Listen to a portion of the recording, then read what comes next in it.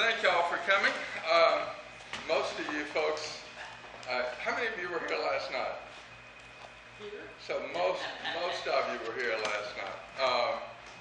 And I give you, for those benefit of those who were, just a little quick background on how this came about, and hopefully you'll come tomorrow night. I have the pleasure of living on the corner of Pitt and Bull Street in a little yellow house right on the corner. And next door to my house is the what used to be Plymouth Congregational Church.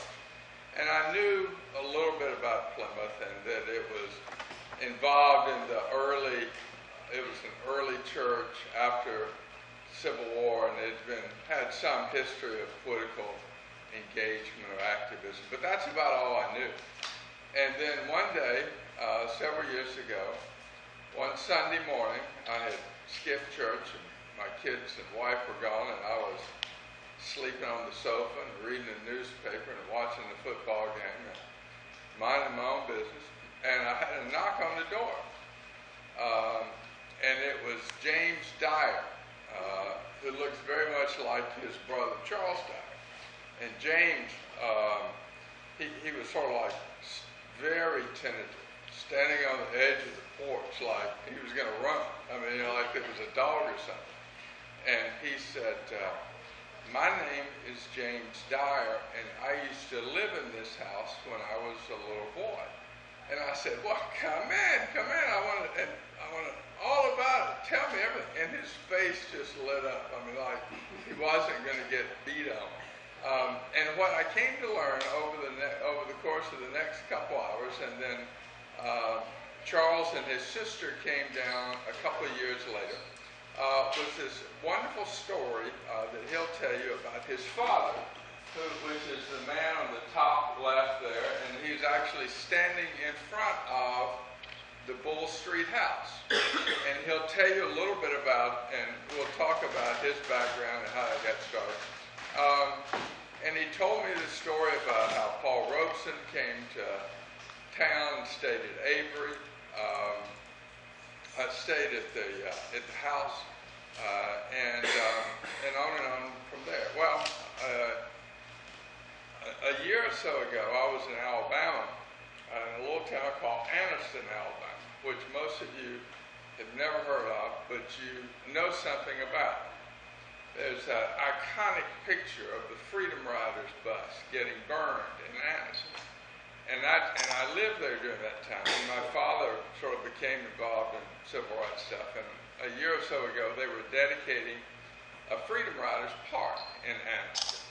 And so I showed up, and lo and behold, there was a guy who was from Anniston who was doing a one-man show on Paul Robeson, KB Solomon. And I said, well, let me tell you a story. And so one thing led to another, and so we got interested in beginning to do something, and so we started working with Avery and Harlan, doing some research, and so that's how this whole series of events came about. And in this front row is Julie Arnheim, who now lives in what was the church, and it's been converted into a home.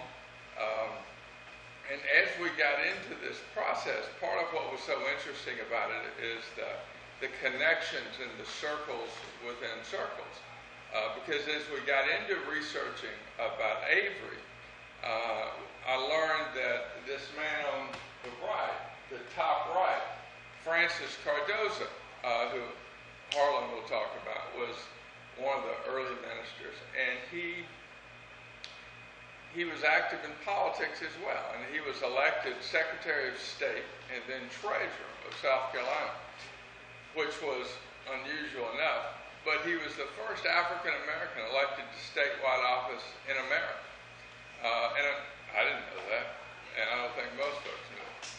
And then to continue the circle, his granddaughter was a woman named Essie Good, who married Paul Robeson.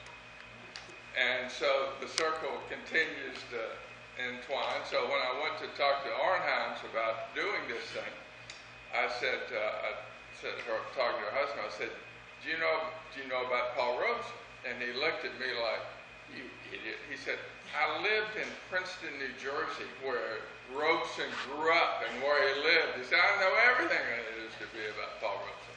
So anyway, that's the background. And last night we had a reception and we dedicated a marker there, thanks to Danny Massey, from the Presbyterian Church, who is one of our sponsors.